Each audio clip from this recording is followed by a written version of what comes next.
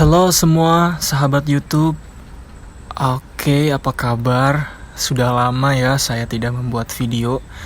Nah, kebetulan banyak sekali yang nanya, atau ini mungkin salah satu pertanyaan yang sering saya dengar, terlebih untuk teman-teman yang masih bingung ingin kuliah di teknik lingkungan, tapi apakah jurusan ini sesuai dengan minat bakat kalian atau enggak.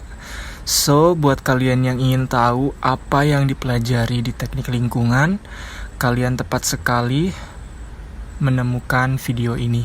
Jadi di video kali ini saya ingin memberikan insight atau semacam, bukan pengetahuan ya, lebih ke informasi mengenai apa yang dipelajari di teknik lingkungan. Nah, langsung saja. Jadi untuk disclaimer-nya, saya menegaskan bahwa setiap kampus atau universitas memiliki silabus atau kurikulum pengajaran yang berbeda-beda. Seperti contohnya, saya sendiri yang telah mengikuti program kuliah teknik lingkungan dari mulai program diploma sampai ke sarjana. Nah, di IPB sendiri, lebih tepatnya di program diploma, teknik lingkungannya itu lebih ke arah pengetahuan dasar di dua aspek, yaitu di bagian teknik dan manajemennya. Sedangkan untuk di kampus kedua saya di ITENAS Bandung, teknik lingkungannya itu lebih banyak mempelajari ke bidang teknik. Nah, seperti yang disinggung di awal, bahwa di teknik lingkungan itu ada berbagai macam aspek ilmu yang dipelajari. Yang pertama itu pasti mengenai tekniknya, kemudian yang kedua ada manajemen, dan ada lagi sebenarnya, yaitu ilmu lingkungan. Nah, untuk ilmu lingkungan sendiri, saya tidak tahu lebih banyak karena saya tidak mengambil jurusan ilmu lingkungan. Mungkin kalian bisa temukan di channel lainnya, atau misalkan di kemudian hari saya menemukan channel yang sesuai dengan informasi ilmu lingkungan, saya akan kasih link di deskripsi box. Nah, mungkin di sini saya akan membahas dua aspek ya, mulai dari segi teknik dan manajemennya. Nah, di segi teknik, di jurusan lingkungan, jadi kita mempelajari beberapa aspek juga, mulai dari udara, air bersih, kemudian sampah, limbah, drainase, plumbing, gambar teknik, dan lain sebagainya. Nah, mungkin ada sebagian orang bilang bahwa orang-orang yang kuliah di teknik lingkungan itu pasti seperti avatar, kita mengendalikan banyak elemen dari udara, air, tanah, kemudian juga api. Ya bisa saja gitu. Nah, kita bahas yang udara. Jadi di udara ini kita mempelajari tentang, yang pertama sih basic tentang pencemaran ya, pastinya pencemaran yang di udara. Nah, pencemaran itu kita di teknik lingkungan itu mempelajari mulai dari emisi dan udara ambien, dan juga kebisingan. Nah, apa itu emisi? Emisi itu pencemaran yang ada di sumber satu titik, seperti contohnya di pabrik. Kemudian emisi juga ada yang emisi satu titik dan titik berjalan ya. Intinya kita kalau berbicara tentang mengenai emisi udara, kita mempelajari suatu pencemaran udara yang ada sumbernya. Nah, contohnya itu tadi di pabrik. Nah, pasti sumbernya itu dari cerobong asap pabrik. Nah, di situ kita pelajari emisi yang dikeluarkan dari pabrik tersebut itu apa saja. Misalkan contoh NOx, kemudian kadar CO-nya, segala macamnya kita pelajari emisi yang keluar di pabrik tersebut. Nah, itu contoh dari emisi dari titik yang tidak bergerak. Kemudian ada lagi yang tadi itu emisi bergerak. Nah, contohnya itu kendaraan bermotor, entah itu roda 2 maupun roda 4. Nah, intinya kita itu mempelajari tentang emisi dari kendaraan tersebut, menghasilkan emisi NOx-nya, SOx-nya berapa, kadarnya berapa. Nah, kemudian dari emisi-emisi yang kita pelajari tadi, kita bandingkan dengan baku mutu. Nah, balik lagi, seorang engineer di bidang lingkungan itu kita bertugas untuk meminimalisir pencemaran yang terjadi. Setidaknya tidak melebihi baku mutu. Nah, baku mutu itu apa? Baku mutu itu adalah baku minimal yang diatur oleh pemerintah dalam bentuk undang-undang maupun undang-undang pemerintah ataupun undang-undang daerah atau peraturan daerah. Jadi kita sebagai teknik atau engineer lingkungan itu ntar di dunia lapangan kita kerjanya di ranah tersebut. Kita bagaimana meminimalisir terjadinya pencemaran. Lebih tepatnya di sini kita bahas tentang pencemaran udara. Kemudian di udara juga banyak sekali, pokoknya kalian akan mempelajari tentang arah angin. Nah, itu berpengaruh juga kan mengenai pencemaran udara. Jadi penyebarannya itu bagaimana, kemudian juga mempelajari tentang tinggi stek atau cerobong itu idealnya seperti apa, kemudian teknik-teknik pengukuran udaranya itu seperti apa. Nah, kalian akan pelajari lebih dalam lagi di teknik lingkungan. Nah, perbedaannya untuk di program diploma kita hanya mempelajari tentang garis besarnya saja, sedangkan di teknik lingkungan mungkin ada SKS yang lebih untuk mempelajari pencemaran udara ini. Kemudian selain adanya pencemaran seperti tadi yang dijelaskan, ada juga yang namanya kebisingan. Loh, kebisingan kenapa masuk ke pencemaran udara? Jadi kita tahu mungkin di bukan mata kuliah atau mata pelajaran waktu SMA itu kita mempelajari tentang kebisingan. Bising itu kan di fisika mungkin ya ada ya. Saya juga lupa ingat. Di fisika itu kita pelajari bahwa suara itu kan merambat melalui medianya itu berupa udara.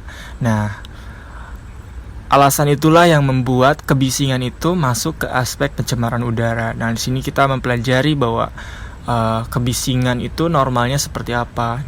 Di pasar itu minimal kebisingannya itu berapa, kemudian di ruang kantor itu berapa. Nah, kita dipelajari di teknik lingkungan, entah itu mempelajari kadarnya, kemudian juga mempelajari cara pengukuran bising tersebut. Nah, lanjut ke air nih. Tadi kan aspek udara, kemudian kita air. Air ini juga dibagi beberapa, mulai dari air bersih dan air limbah. Nah, air bersih itu intinya kita mempelajari bagaimana caranya kita memanage tentang air bersih tersebut.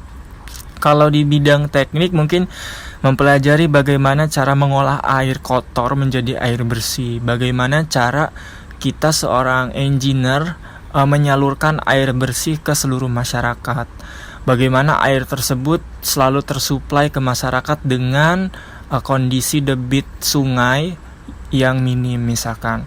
Nah, seperti kita ketahui bahwa air bersih kan sumbernya banyak, mulai dari air tanah yang kita bor dari tanah, kita gali, kemudian juga ada air PDAM, yang PDAM itu sumbernya kan dari air sungai. Nah, jadi coba cek juga di rumah kalian pakai PDAM atau pakai air tanah. Kalau air tanah berarti ya dari sumbernya itu dari lingkungan kalian. Kalau misalkan PDAM sumbernya pasti dari sungai yang diolah menjadi air bersih. Nah, itu untuk air bersih. Dan ini juga air bersih sangat kompleks, apalagi untuk pengolahan airnya ya. Kita juga mempelajari bagaimana sih kok bisa ya air sungai yang begitu kotor, banyak sampahnya, airnya warna coklat kayak Milo, bisa menjadi air yang bersih seperti air mineral gitu. Dan bagaimana sih bisa tersalurkan ke masyarakat gitu, kok bisa gitu. Nah, itu kita pelajari di jurusan teknik lingkungan. Kemudian ada yang namanya air limbah. Nah, ini nih, air limbah itu juga dibagi menjadi beberapa ya. Yang pertama itu air limbah domestik dan air limbah industri. Air limbah domestik itu ya air limbah yang dari rumah kita, dari sisa mandi, mencuci piring, mencuci baju dan lain sebagainya. Intinya itu air yang dihasilkan kegiatan domestik. Nah, idealnya sih air limbah dari domestik itu jangan langsung dibuang ke lingkungan. Ada baiknya diolah terlebih dahulu, entah itu melalui sumur resapan ataupun kolam sanitasi Jadi di sini banyak sekali teknik-teknik pengolahannya. Nah, air limbah domestik itu kan selain air dari mandi segala macam kan ada yang namanya dari kloset. Jadi kan kita ada yang namanya septic tank. Di sini juga di teknik lingkungan kalian belajar bagaimana cara mendesain septic tank yang baik dan benar. Bagaimana cara mendesain itu septic tanknya itu tidak meledak. Nah, kalian sering kan dengar atau pernah melihat atau pernah mendengar ada berita septic tank meledak. Nah, itu di teknik lingkungan kalian sebagai engineer environmental, kalian itu wajib tahu bagaimana cara mendesain septic tank yang aman dan benar. Kemudian pastinya output dari septic tank itu juga harus menghasilkan air yang kiranya bisa aman dibuang ke lingkungan. Jadi nggak hanya septic tank hanya septic tank. Jadi dari septic tank tersebut pasti ada air dong yang keluar. Nah, air tersebut harus dialirkan melalui sumur resapan, kemudian keluar menjadi output yang airnya itu yang tidak bau kotoran juga. Jadi airnya itu bisa dibuang ke lingkungan, bahkan bisa untuk menyiram tanaman. Nah, itu. Kemudian air limbah. Nah, ini pasti dong air limbah. Sekarang industri itu pasti kalau misalkan industri seperti tekstil, pabrik kertas dan lain sebagainya itu pasti menghasilkan limbah. Nah, di sini seorang engineer lingkungan juga berperan penting bagaimana cara mengolah air limbah industri. Tentunya air limbah industri kan mempunyai karakteristik yang berbeda-beda. Ada yang BOD-nya tinggi, TSS-nya tinggi. Nah, di sini kita mempelajari bagaimana cara mengolah air limbah industri berdasarkan karakteristik air limbah industri tersebut yang beragam-ragam. Dan balik lagi tentunya kita harus memperhatikan baku mutu atau batas minimum kadar yang diperbolehkan oleh peraturan yang berlaku di daerah tersebut. Kemudian yang selanjutnya itu sampah nih. Ini sangat menarik sih sebenarnya. Kalau di diploma itu waktu saya kuliah di IPB tidak mempelajari tentang sampah ini. Hanya mempelajari ya sebatas tahu saja gitu. Nah, waktu di ITENAS itu benar-benar saya juga sangat bersyukur bisa mempelajari tentang sampah, mulai dari cara mengukur timbulan sampah dari rumah-rumah warga. Jadi kita bisa tahu ternyata dari sampah ini juga banyak sekali permasalahan yang terjadi gitu. Apalagi di Indonesia ini sebenarnya sampah ini perlu diperhatikan khusus. Kalau misalkan kalian tahu ini tuh permasalahan sampah itu bukan permasalahan yang sepele gitu. Kalau kalian udah terjun menyelam ke permasalahan sampah atau mempelajari tentang teknik di pengelolaan sampah ini, pasti kalian bakalan tertarik. Mungkin banyak sih teman-teman atau kita di tongkrongan anak lingkungan pasti diceng-cengin, wah anak lingkungan nih kalau misalkan ada sampah berserakan segala macam, itu tugas anak lingkungan nih ya. Pasti di tongkrongan pasti sering terjadi tuh kayak gitu. Tapi emang benar adanya itu sebagai seorang engineer lingkungan itu kita juga perlu mempelajari tentang sampah ini. Kemudian ada limbah padat. Nah, limbah padat itu lebih ke spesifiknya ke limbah B3 kan. Limbah B3 itu yang berbahaya dan beracun ya, bahan berbahaya dan beracun. Nah, ini juga perlu penanganan khusus. Pengolahannya juga beda dengan pengolahan sampah biasa, sampah domestik gitu. Kemudian ada drainase. Drainase itu adalah kita itu mempelajari bagaimana caranya air hujan itu ketika adanya suatu limpasan air permukaan dari air hujan itu di masyarakat atau di lapangan itu tidak terjadi banjir. Seperti yang kita lihat, masalah banjir itu di Indonesia ya sangat besar ya, jadi belum terselesaikan. Apalagi di kota-kota besar seperti Jakarta. Nah, itu masalah banjir setiap tahunnya pasti ada aja gitu. Nah, ini kita mempelajari bagaimana sih idealnya drainase yang ukuran drainase itu yang tepat itu seperti apa, bentuk drainasenya itu seperti apa, apakah kotak, trapesium. Nah, itu dipelajari di teknik lingkungan itu yang sesuai dengan kondisi existingnya. Jadi di drainase itu ya pasti dong, kalau drainase kan idealnya kan mengalirkan air dari dataran tinggi ke rendah. Nah itu dipelajari kira-kira salurannya itu dari daerah mana ke mana ya kira-kira, agar memudahkan air tersebut mengalir ke laut. Nah kemudian ada plumbing. Plumbing ini adalah penyaluran air maupun air bersih maupun air limbah yang ada di suatu gedung. Nah, coba kalian perhatiin ya, kalau misalkan main-main ke hotel, ke gedung segala macam, ke mall, pasti di basement itu ada banyak sekali pipa-pipa. Kalau misalkan kalian tertarik, misalkan, wah pipa itu sebenarnya pipa apa ya? Pipa air atau pipa gas atau pipa apa? Itu salah satu tanda deh bahwa kalian tuh kayaknya passionnya tuh di teknik lingkungan. Nah, di sini kalian akan mempelajari lebih detail lagi mengenai plumbing tersebut ya. Kemudian ada gambar teknik.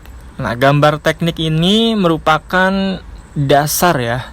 Jadi nggak hanya arsitek saja, nggak hanya sipil saja.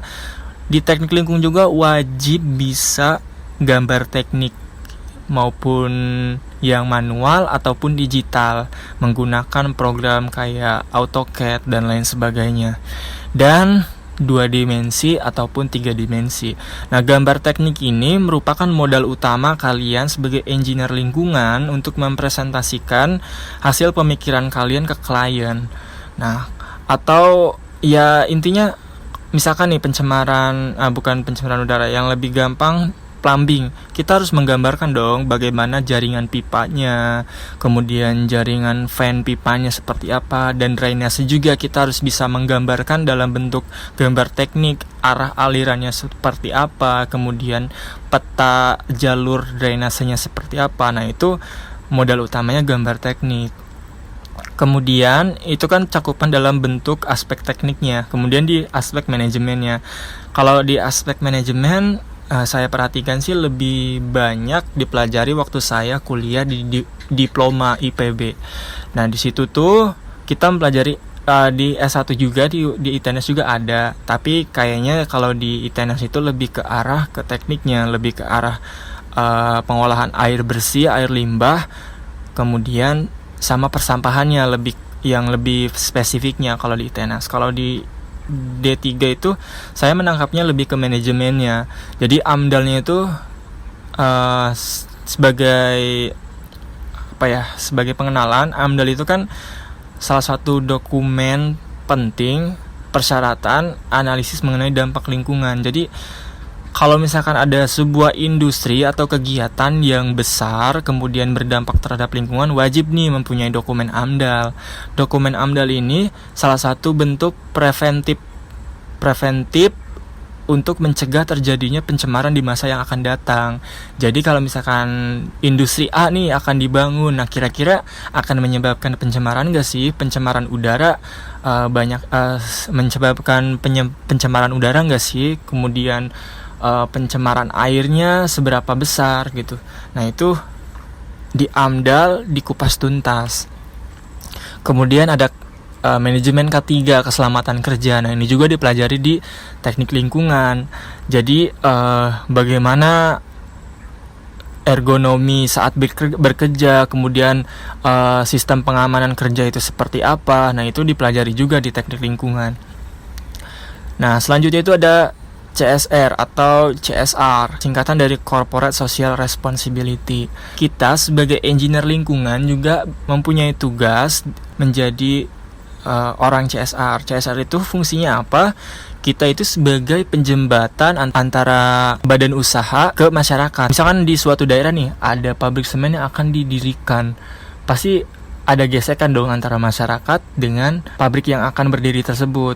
Masyarakat menuntut nggak boleh dibangun di sini, akan mencemari dan lain sebagainya. Nah, di sini kita sebagai engineer lingkungan, lebih khususnya ke bagian CSR, berperan untuk sebagai jembatan antara industri tersebut dan masyarakat, menjelaskan bahwa industri ini masih bisa berdiri kok. Tentunya dengan berpedoman ke AMDAL tersebut ya. Jadi di AMDAL itu kan ada dokumen yang membahas tentang upaya-upaya apa saja sih yang dapat dilakukan untuk meminimalisir pencemaran tersebut. Nah di CSR juga kita jelaskan ke masyarakat upaya-upaya yang dilakukan perusahaan ke masyarakat itu seperti apa. Contohnya nih, misalkan CSR itu kan ada banyak aspeknya juga, mulai dari pendidikan, sosial, kemudian juga kesehatan. Nah, misalkan kesehatan nih, masyarakat riskan nih, takut bahwa terjadinya pencemaran udara dan mengakibatkan kesehatan paru mereka karena adanya kegiatan semen ini. Kita kan tahu bahwa kegiatan semen itu pasti menimbulkan debu ya untuk mobilisasi bahan bakunya. Nah, misalkan di kegiatan CSR ini diberikan suatu upaya pencegahannya, mulai dari pertama dibagikannya masker secara gratis ke masyarakat, kemudian adanya rumah sakit gratis untuk check up keadaan paru masyarakat sekitar. Nah, itu salah satu contohnya. Kemudian di segi pendidikan, mungkin diberlakukannya atau diberikannya beasiswa untuk anak-anak sekitar perusahaan.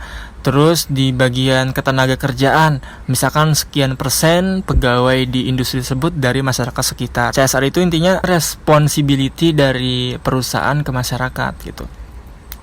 Selanjutnya ada ekonomi lingkungan. Nah, ini juga kita belajar tentang ekonomi lingkungan.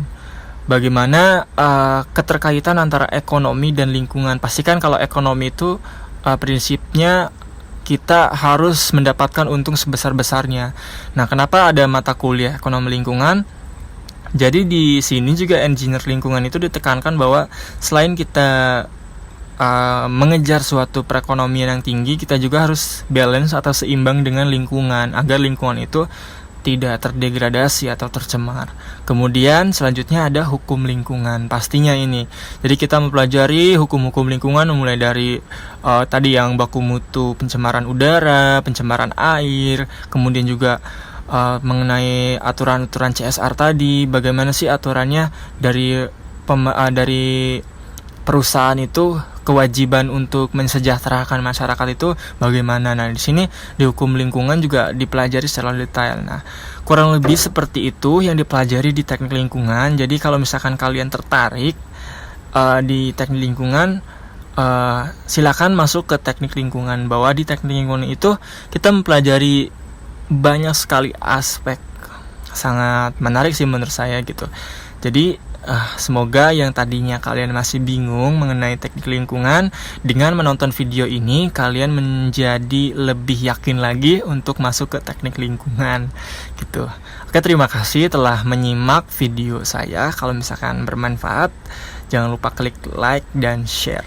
Terima kasih, bye bye.